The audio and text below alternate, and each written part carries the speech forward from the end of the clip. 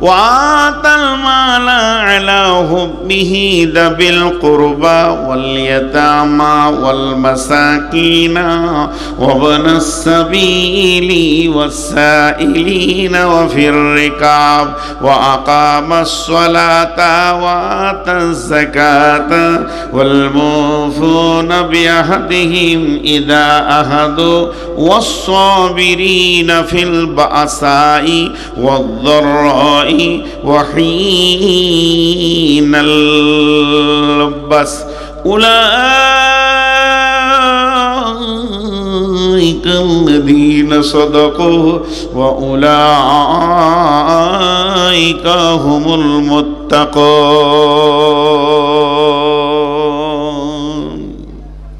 10টা কথা আল্লাহ বলে দিলেন যার ভিতরে 10টা গুণ আছে ওকে আমি ভীতু বলবো বুঝতে পারলেন বাবজি যার ভিতরে 10টা গুণ আছে তাকে কি বলবে মুত্তাকি বলবে আল্লাহ তাকে ভীতু বলবেন জি বুঝতে পারলে একটু হ্যাঁ না বলেন বাবজি বসে আছে তো বসেই আছে চিন্তা করছে কি বলবে বুঝতে পারছেন আমার কথা পারছে এতক্ষণে হিলেছে একটু মনে মনে ভাবছে বয়স তো 65 পার করে দিলাম ভয় তো করিনি আজকে তো শুনছি এটার নামই ভয় এটার নামই ভয় আমার আল্লাহ কত বড় মেহেরবান 70 বছরের পাপীকেও মাফ করেন বলেন সুবহানাল্লাহ আল্লাহ এটা বলেনি যে তোকে মাফ করব না মাফ তখনই হবে না যখন পশ্চিম দিকে সূর্য উঠবে আপনাদের বামনটোলার পশ্চিমটা উল্টা আমাদের পশ্চিমের দিকে এখানে এসে দক্ষিণ মুখে নামাজ পড়লাম মন ভরছে না মসজিদও উল্টা জি এবার বলেন আল্লাহ বলছেন পূর্ব দিকে এবং পশ্চিম দিকে সাজদা করার নাম ইমানদারি নয় পূর্ব দিকে এবং পশ্চিম দিকে সাজদা করার নাম ইমানদারি নয় এটা পূর্ব দিকে কেন বললেন ভারতের লোক পশ্চিম দিকে সাজদা করে সুদানের লোক পূর্ব দিকে করে মদিনার লোক দক্ষিণ দিকে করে নাইজেরিয়ার লোক উত্তর দিকে করে আমি সব দিকেই নামাজ ঘুরে ঘুরে মক্কাতে পড়েছি বন্ধুরে অতএব কাবাকে সামনে রেখে আল্লাহকে সাজদা করে এর জন্য আল্লাহ সারা পৃথিবীর লোককে আয়াতটা নাজিল করে বলছে তোরা যে দিক থেকে আমার কাবাকে সাজদা করে নিবি আমি বলে দিব তুই ভীতু এটা হবে না কারণ বিশ্ব নবীর জামানায় মুনাফিকরাও নামাজ পড়েছি আমাদের তো 5 ওয়াক্ত নামাজ পড়তে পারি না আর যারা মুনাফিক ছিল যাদের ব্যাপারে কোরআনে আয়াত নাজিল হয়েছে ফি দারকিল আসফাল তারা জাহান্নামের একবারে নিচে থাকবে এই রকম মুনাফিকদেরও তাহাজ্জুদ কোনোদিন বন্ধ হয়নি অতএব পূর্ব পশ্চিম থেকে সাজদা করে দিলে আল্লাহ যে আপনাকে ভীতু বলবে আমাকে ভীতু বলবে তা না আমার আল্লাহ বলছেন আরো 10টা গুণ লাগবে তার মধ্যে 5টা হলো ঈমান আর 5টা হলো আমাল প্রথম নম্বরে তোমাকে ঈমান আনতে হবে আল্লাহর উপরে আল্লাহ আছে না নাই হায় জিজ্ঞেস করলাম কেউ মুখ খুললে না মনে মনে করছে তুই বজ্ঞা আমাদের কাছে মাইক নাই বকবো না আর বাংলাদেশে খালি জিজ্ঞেস করতে হবে না ও নিজেই বলবে আল্লাহ আছে না নাই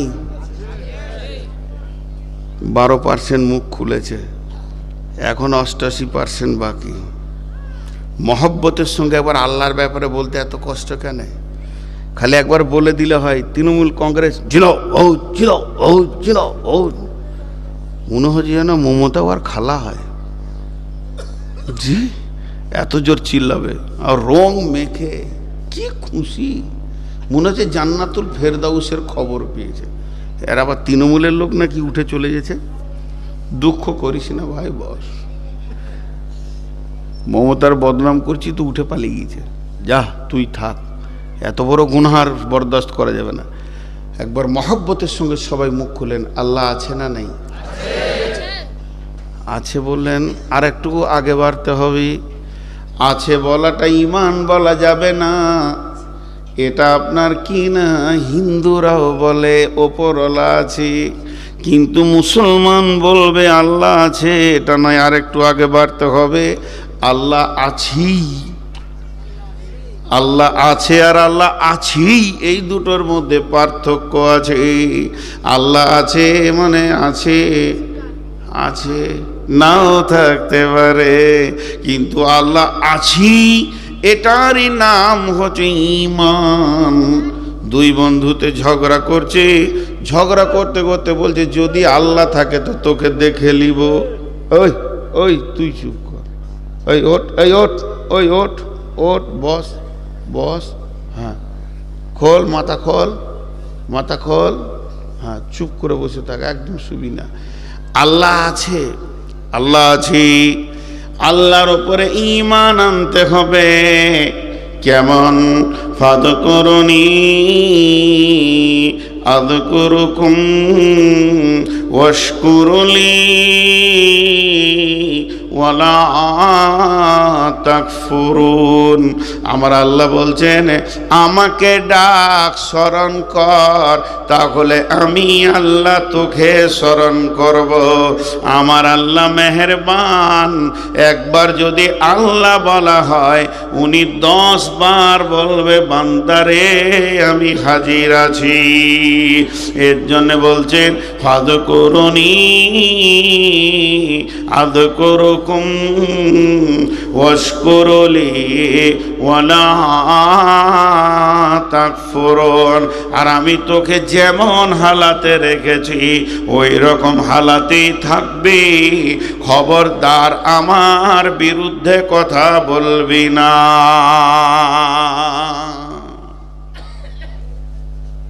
চারটা কথা বললেন আল্লাহ, তুই আমাকে ডাক, তোকে আমি ডাকবো। কিন্তু কথা হচ্ছে আমি আল্লাহর গোলাম, আল্লাহকে আমি ডাকবো, আল্লাহ তো আমার গোলাম নাই, নাউজুবিল্লাহ।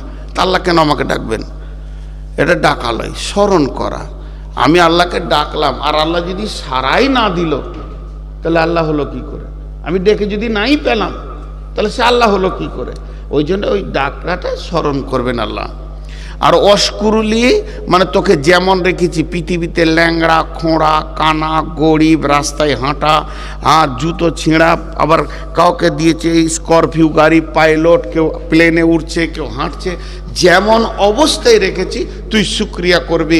ওয়ালা তাকফুরুন, আমার বিরুদ্ধে কথা বলিস না। একটা ছেলে বীরভূমে গুজরাটে থাকতো, তো গুজরাটেও কি করতো জানেন?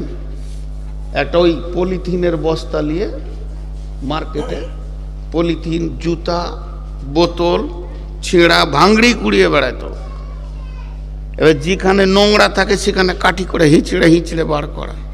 ওখানে কুত্তা আছে, শুকর আছে, ও আছে। সারাদিন ঘুরে যেটা হতো, ভাঙড়ির আড়তে দিয়ে দিলে 200 টাকা, 300 টাকা। 2002 সালের কথা বলছি, সত্য ঘটনা। আমি আনন্দবাজার পত্রিকায় সাংবাদিক পাতাতে পেয়েছিলাম, তখন মোবাইল টোবাইল ছিল না। তো কি করতো, 200-300 টাকা প্রতিদিন হতো, 1 মাস 2 মাস পর বাড়ি আসতো। আমাদের পশ্চিমবঙ্গেরই ছেলে। তা ও লিখছে, শিক্ষিত ছেলে, যে আমি আল্লাহকে বলছি, আল্লাহ আমার খাবারটা শুয়োর কুকুরের সাথেই হচ্ছে, কারণ ওরা যেখান থেকে খায় আমি ওখান থেকে রুজি বের করি। সন্ধ্যার সময় এসে স্টেশনে একটা পুরি, একটা ডাল, রুটি খেয়ে শুয়ে যাই। আমি তার হোটেলে থাকবো না। শুধবে কোথা? 5 স্টার হোটেলে না, রেল লাইনে পড়ে থাকতো। একটা বাতি দিয়ে ঘর করেছে, 2টা তিরপল কার্টুন চাপিয়ে দিয়ে ঘর। বলছে ওখানে শুয়ে শুয়ে আল্লাহকে বলতাম, আল্লাহ আমি কি দোষ করেছি যে আমার জীবনটা এরকম থাকবে? 2 মাস 1 মাস অন্তর ছেলে পিলে বহু বিটির মুখ দেখতে পেয়েছি। আর এই পাশেই 5 তলা বিল্ডিং, আর গুড় গুড় গুড় গুড় গুড় গুড় গুড় গুড় করে চলছে এসি মেশিন, সারা রাত এসিতে থাকছে, এসি গাড়িতে ঘুরছে। ওরা কি নেকি করেছে? দিন বলতাম, কিন্তু 2002 সালে গুজরাটে একটা ভূমিকম্প হয়েছিল ভুজে, মনে আছে? প্রায় 20,000 লোক মারা গিয়েছিল, আমার মনে আছে, পত্রিকায় দেখেছি। যখন বলছে রাত্রি 1:30, রাত্রি যখন 1:30 বাজছে তখন দুলতে লাগলো আল্লাহর জমিন। বগিগুলো, ট্রেনের যেগুলো মালগাড়ি ভাঙা চোড়া পড়ে আছে, হাড়াবাড় হাড়াবাড় করছে। আমার ঘুম ভেঙে গেল, এত সাউন্ড কেন? জোরে লাফ মারলাম, তা কার্টুনের ঘরটা ফেড়ে বেরিয়ে গেলাম। তারপরে একদম মাস্তানের মতো এসে প্ল্যাটফর্মে দাঁড়িয়ে দেখছি 20 তলা 50 তলাগুলো গুঁড়া হয়ে পড়ছে। তাদের ভিতরে যারা এসিতে শুয়েছিল চাটনির মতো গুঁড়া হয়ে গেছে। তখন আমি আল্লাহকে সাজদা করে বললাম, মাবুদ রে, তুমি কত বড় মেহেরবান, ভাগ্য ভালো আমাকে 20 তলা বাড়ি দাওনি, তাহলে আজকে আমি বউ বেটি নিয়ে চাটনি হয়ে যেতাম। আল্লাহ বলছে, গোলাম রে, এতক্ষণে তোর বুঝে এলো, যাকে আমি যত মাল দিই তার চাপ তত বেশি থাকে। অতএব অশকুরলে, তোকে পৃথিবীতে আমি যেমন বানিয়েছি, ওয়ালা তাকফুরুন, খবরদার কুফরি করবি না। দিন আনা দিন খাওয়া, 500 বছর আগে জান্নাতে গিয়ে হাওয়া খাবে, মাত্র 50 বছরের জিন্দেগি। আর যার মাল আছে, গাড়ি আছে, তাকে কিয়ামতের মাঠে দাঁড়িয়ে দাঁড়িয়ে 500 বছর হিসাবকে চুকাতে হবে। এর জন্য আমার আল্লাহ বলছেন, যদি তোরা আমাকে আমার ভয় করতে চাস, আমার কাছে ভীতু হতে চাস, তাহলে প্রথম নম্বরে আমার ওপরে ঈমান আনবে, পরিপূর্ণ আমার ওপরে ঈমান রাখবে। খবরদার ঈমানে কম বেশি করবি না।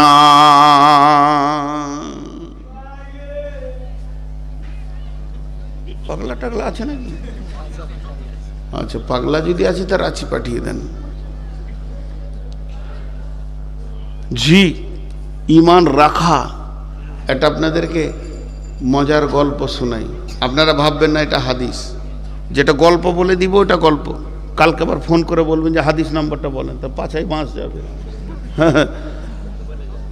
একজনা জঙ্গলে বসে বসে জিকির করতো, আল্লাহ আল্লাহ আল্লাহ আল্লাহ আল্লাহ আল্লাহ আল্লাহ আল্লাহ লা ইলাহা ইল্লাল্লাহ, খুব জিকির করতো। আর আসমান থেকে খাবার চলে আসতো, খেয়ে নিলে, পানি খেয়ে নিলে, হাত ধুইলে, মুছে নিলে, সুবহানাল্লাহ আলহামদুলিল্লাহ। চালাচ্ছে ও 30-35 বছর চালাচ্ছে, 1-2 দিন লয়। কি আল্লাহকে ভালোবাসে। আল্লাহ বলছে একবার টেস্ট করব। ফেরেশতাকে বলছে, অমুক জঙ্গলে আমার এক আবেদ আছে, যাকে আমি খানা নিজের ডিউটি দিয়েছি, তাকে বলছে তুমি কিছুক্ষণে ছুটি কাটাও, আজকে খাবার নিয়ে যেতে হবে না। এবার শুরু করেছে, সুবহানাল্লাহ সুবহানাল্লাহ সুবহানাল্লাহ সুবহানাল্লাহ সুবহানাল্লাহ। চারিদিকে দেখছে খানা খানে আসে না রে। বেলা করে গেছে, এবার সকালে নাস্তাও আসেনি, আর দুপুরে ভাতও আসেনি। এবার বেলা গড়ে গেছে, পেট চু চু চু। ও কি করলো, থালাটাকে বগলে নিয়ে গাঁদে চলে গেল ভিক্ষা করতে। বিরাট বড় এক হাজি সাহেবের, হাই সাহেব 3 তলায় থাকে, ফের বড় মাস্তানু। কে রে? বলে আমি একটা ফকির আছি, তোর ঘরে যে মেয়েটা কাজ করাকে বলে, ওই ফকির এসছে, 3টে রুটি দিয়ে তো খায়, খানিক চাটনি আর 3টে রুটিও থালাতে দিলে। তা রুটিটা দেখছে আর বলছে আল্লাহ আল্লাহ সুবহানাল্লাহ। তাও আল্লাহকে ভুলেনি, হ্যাঁ আল্লাহর নামই নিচে। আর হাই সাহেবের ঘরে একটা কুকুর ছিল, কুকুরটা রুটি দে, না হলে ক্যামড়ে মেরে দিব। একটা রুটি দিয়েছে, আর থাকলো কটা? কিছু দূর গিয়েছে, ও রুটি খেয়ে কুকুর মারলো, দৌড়াবার ওর পেছনে, দে রুটি, 2টা দিল। আর থাকলো কয়টা? আর কিছু দূর গিয়েছে, কুকুরে এমন ঝাঁপ মারছে, মনে হচ্ছে ওর শাঁসিতে ধরবে এখানে, ভয়ে 3টি দিয়ে দিয়েছে। খেলো কয়টা? ওর নসিবে জুটলো না। যখন ও কুকুরটা 3টে রুটি খেয়ে নিল, তখন কুকুরটা জবান খুলে দিল। আবার বলছি এটা গল্প, জবান খুলে মানুষের মতো করে বলছে, তুই হলি আল্লাহর গোলাম, আমি হলাম হাজী সাহেবের গোলাম। হাজী সাহেব যদি 3 দিন খেতে না দেয়, আমি ওর বাড়ি ছাড়া অন্য বাড়ি যাই না। তোর আল্লাহ তোকে একদিন